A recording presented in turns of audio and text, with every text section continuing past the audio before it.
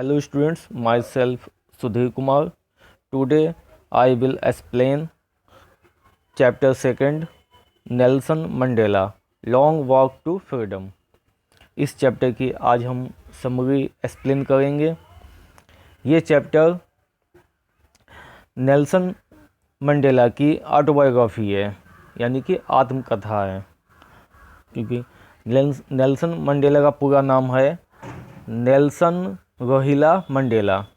इनका जन्म 18 जुलाई 1918 को हुआ था।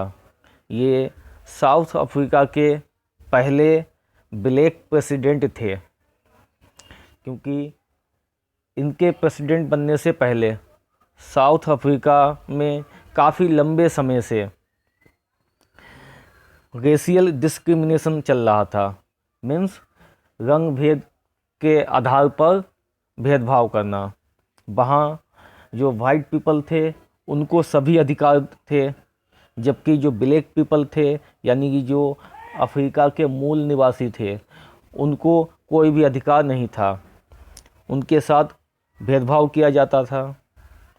नेल्सन मंडेला जो एक ब्लैक पीपल थे, इन्होंने इसके खिलाफ आवाज़ उठाई, जिसके लिए इन्हें 27 ईयर्स से ज़्यादा जेल में बिताने पड़े। और उसके बाद कुछ समय के बाद जब रेशियल डिस्क्रिमिनेशन समाप्त हुआ और वाइट पीपल के द्वारा वोटिंग के राइट्स ब्लैक पीपल को दिए गए, तो पहली बार रियल में डेमोक्रेटिक इलेक्शन हुए, जिसमें नेल्सन मंडेला को 400 सीट में से 252 सीट मिली और ये साउथ अफ्रीका के पहले ब्लैक प्रेसिडेंट बने। और जब ये ब्लैक प्रेसिडेंट बने, तब इन्होंने वहाँ की जो यूनियन बिल्डिंग थी उसके एम्फी थिएटर से इन्होंने एक स्पीच दी। उस स्पीच के बारे में ही यहाँ पे बताया गया है। चलिए चैप्टर देखते हैं। It was 10th of May 1994। 10th मई 1994 का दिन था। The day was bright and clear. दिन बहुत साफ और चमकीला था। The inauguration ceremony of the first non racial government was held at the lovely amphitheatre in the union building in Pretoria. Pretoria के यूनियन बिल्डिंग में जो बहुत ही सुंदर एम्फी थिएटर था, उसमें पहली नॉन रेशियल गवर्नमेंट की इनागुरेशन सेरेमनी को किया गया। एम्फी थिएटर क्या होता है? एक ओपन बिल्डिंग होती है जिस पे छत नहीं होती है। इससे पहले इस एम्फी थिएटर में जो वाइट पीपल थे वो लोग बैठा करते थे, लेकिन पहली बार वहाँ पर ब्लैक पीपल बैठे हुए थे। It was the largest gathering of international leaders on south African soil. ये दक्षिण अफ्रीका की भूमि पर इंटरनेशनल लीडर का ये सबसे बड़ा गैदरिंग था, मतलब बहुत ज़्यादा लोग जमा थे।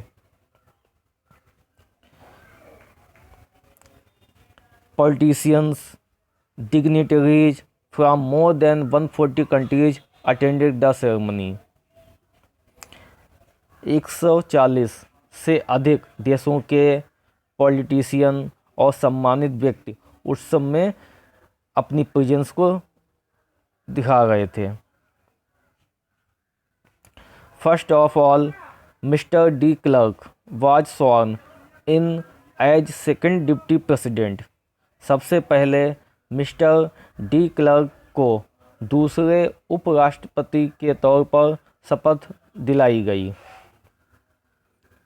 Then Thabo Mbeki was sworn in as the first deputy president. Then came Mandela's turn. He was sworn in as the first black president of South Africa. उसके बाद थेबो एम्बेकी ने प्रथम उपराष्ट्रपति के तौर पर शपथ ली। फिर मिस्टर मंडेला की बारी आई। उन्हें दक्षिण अफ्रीका के फर्स्ट ब्लैक प्रेसिडेंट के रूप में शपथ दिलाई गई।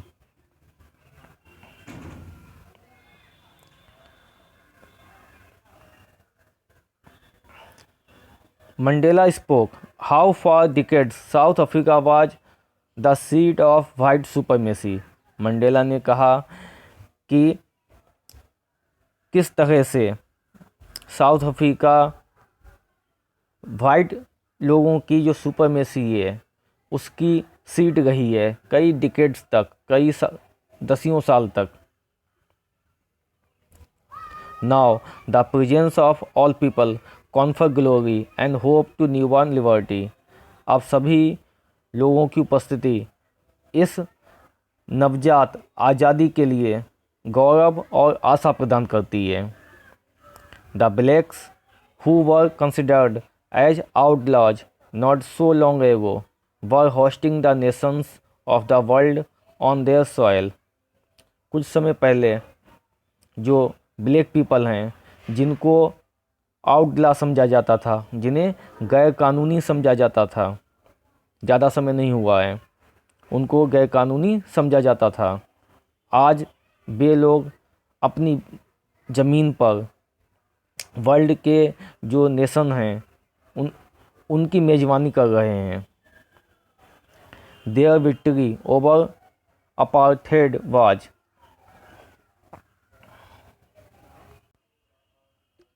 a common victory for justice, peace and human dignity। उनकी विजय जो अपार्थेड है, नक्सलवाद के ऊपर विजय थी, न्याय के ऊपर, शांति के लिए और मानव डिग्निटी के लिए, मानव की सम्मान के लिए। Political freedom had been won. राजनीतिक आज़ादी प्राप्त हो गई थी। मतलब इससे पहले कोई भी जो ब्लैक पीपल थे उनको किसी को भी पॉलिटिक्स में हिस्सा नहीं ले सकते थे, ना ही वोट दे सकते थे। बहुत सारे अधिकारों से ब्लैक पीपल वहाँ वंचित थे।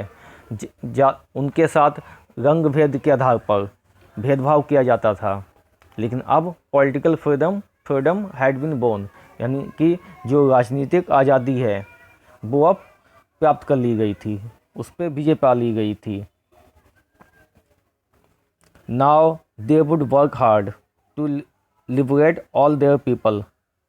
अब उनको मेहनत करनी होगी अपने लोगों को आज़ादी दिलाने के लिए, फ्रॉम बॉन्डेज ऑफ पॉवर्टी, गरीबी के बंधन से, डेप्रिवेशन, जिस उन्हें अधिकारों से जो वंचित किया गया था उससे आज़ादी मिलेगी, एंड डिसीजेज और बीमारियों से।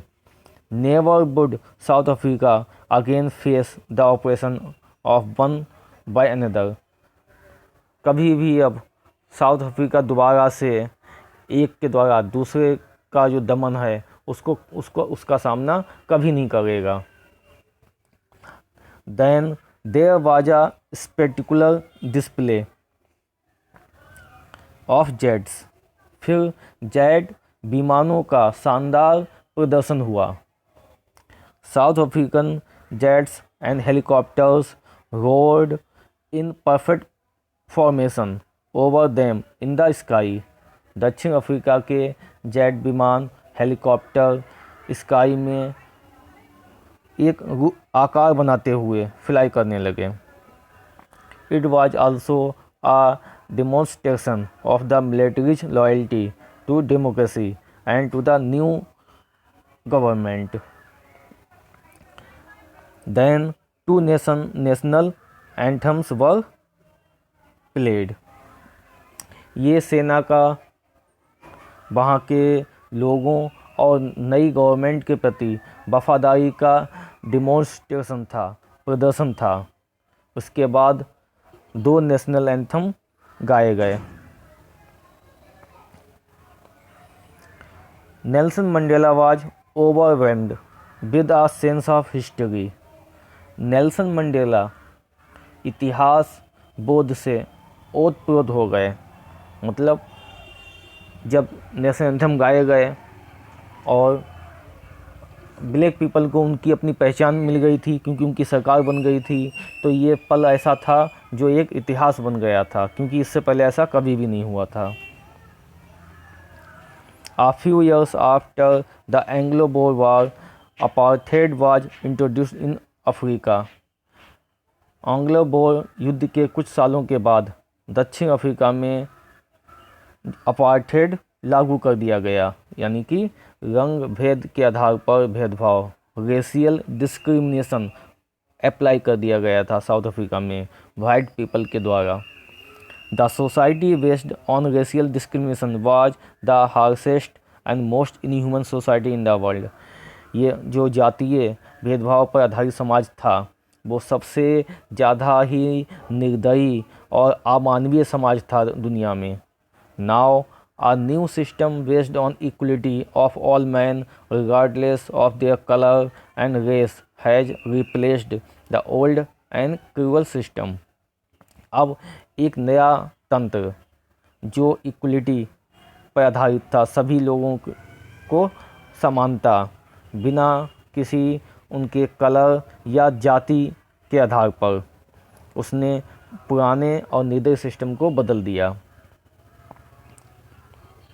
नेक्स्ट पैराग्राफ देखते हैं।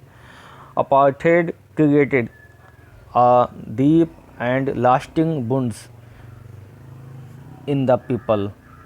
अपार्थेड ने लोगों में बहुत ज़्यादा गहरे और कभी भी ना मिटने वाले घाव पैदा किए। The decades of exploitation and oppression of black produced heroes like Tambos, Sisulus and others. दशकों तक एक्सप्लॉयटेशन हुआ, शोषण हुआ, ऑपरेशन हुआ ब्लैक पीपल को दबाया गया, जिसने थैम्बोस, सिसलस और दूसरे अच्छे नायक को उत्पन्न किया। These black heroes were men of extraordinary courage. ये जो ब्लैक हीरोज थे, यानी कि ब्लैक पीपल के जो हीरो थे जिन्होंने सेक्रीफाइस किया इस पल को प्राप्त करने के लिए, जिससे कि आज वो लोग वहाँ पर एम्फीथिएटर में जमा थे अपनी आज़ादी के लिए।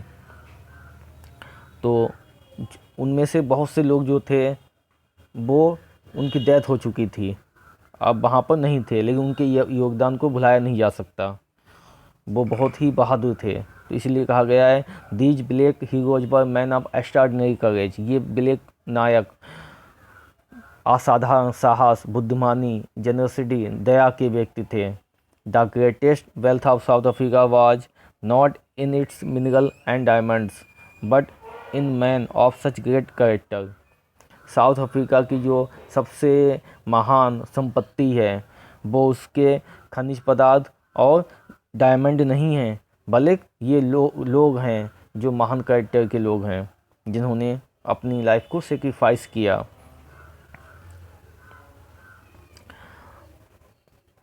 नेक्स्ट पॉइंट है struggle of comrades. Nelson Mandela learned the meaning of courage from such brave comrades. Nelson Mandela ने जो मीनिंग है करेज का वो ऐसे ही बहादुर साथियों से सीखा। Courage is the victory over fear. साहस डर के ऊपर विजय है। These comrades were ready to risk and sacrifice their lives for an idea, the idea of freedom and equality. ये साथी एक आइडिया के लिए अपना जीवन दांव पर लगाकर सेक्रीफाइस होने के लिए तैयार थे। द आइडिया ऑफ फ्रीडम का आइडिया, एंड इक्वलिटी और समानता का। Even in the darkest prisons their hopes and faith were not broken. Jail के अंधेरे कमरे में भी उनकी जो होप थी, उम्मीदें थी, विश्वास था, वो टूटा नहीं था। They never allowed the flame of struggle to be extinguished. उन्होंने कभी भी जो संघर्ष की फ्लेम थी, ज्वाला थी, उसको कभी भी बुझने नहीं दिया।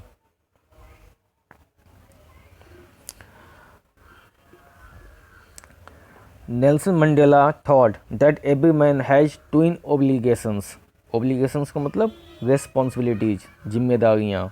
नेल्सन मंडेला ने जानते थे या समझते थे कि प्रत्येक आदमी के पास दो दोहरी जिम्मेदारियां हैं। He has a duty towards his wife and children and obligation to his people and country. एक कर्तव्य है अपनी वाइफ और बच्चों के प्रति, और दूसरा जो ओब्लिगेशंस है, दूसरी जिम्मेदारी है, वो अपने लोग और देशवासियों के प्रति। In South Africa it was impossible for blacks like him to fulfil both those obligations. South Africa में उनके जैसे ब्लैक पीपल के लिए ये दोनों जिम्मेदारियां पूरा करना असंभव था।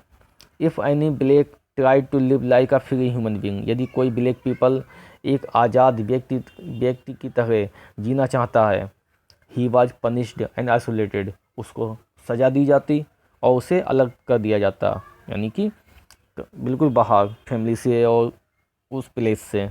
ही was forced to live an isolated life, उसको एक अलग थलग, एक निर्जन जीवन जीने के लिए मजबूर किया जाता, अब away from his family, family से दूर।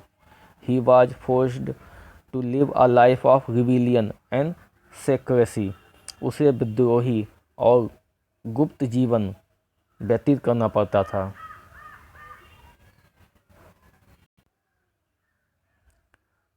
Mandela realized that not only was he deprived of freedom, but his brothers and sisters were also deprived of freedom. Mandela ने महसूस किया न केवल उनकी आज़ादी छीनी गई, बल्कि उनके भाई और बहनों की भी आज़ादी से उन्हें वंचित किया गया। That was why he joined the African National Congress. इसी वजह से उन्होंने अफ्रीकन नेशनल कांग्रेस को ज्वाइन किया। It was his desire for freedom of his people and their self-respect that totally transformed him from weak young man to a bold one. It was his desire, ये उनकी इच्छा ही थी अपने लोगों की और अपने आत्मसम्मान की आज़ादी के लिए, कि जिसने उन्हें पूरी तरीके से एक वीक यंग मैन से एक बोल्ड वन, एक बहादुर व्यक्ति में बदल दिया। A law abiding lawyer was force to become an outlaw, एक कानून को मानने वाला जो वकील था, लॉयर था, मजबूर हो गया अब वो आउटला बनने के लिए, एक मुलजिम बनने के लिए, अपराधी बनने के लिए। He realise that freedom is individual, उन्होंने महसूस किया कि आज़ादी अविभाज्य है, आज़ादी को डिवाइड नहीं किया जा सकता। He knew the oppressed must be liberated, वो जानते थे कि जो दमनकारी हैं, जिनको दबाया गया है, उन्हें आज़ाद किया जाना चाहिए। The oppressed and oppressor alike are robbed of their humanity, जो ऑप्रेस्ड हैं और ऑप्रेसर हैं, यानी कि जिस पर अत्याचार किए गए वो, और जिसने अत्याचार किए वो, यानी कि ऑप्रेस्ड जिसको दमित किया गया, ऑप्रेसर दमन करने वाला, ये दोनों समान हैं, ये दोनों ही अपनी मानवता से उनको वंचित कर दिया जाता, उनको लूट लिया जाता, मानवता से वो वंचित हो जाते हैं।